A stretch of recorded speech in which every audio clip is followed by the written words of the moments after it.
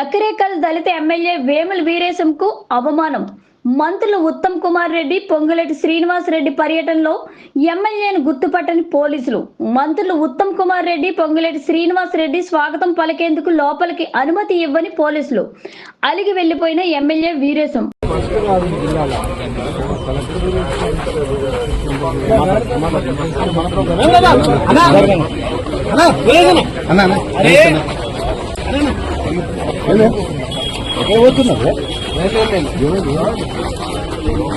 పోలీసుల common sense ఉండదా?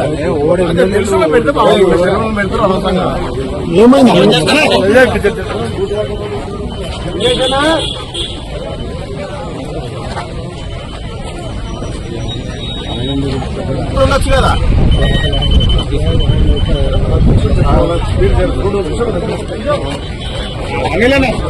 ఆపేసా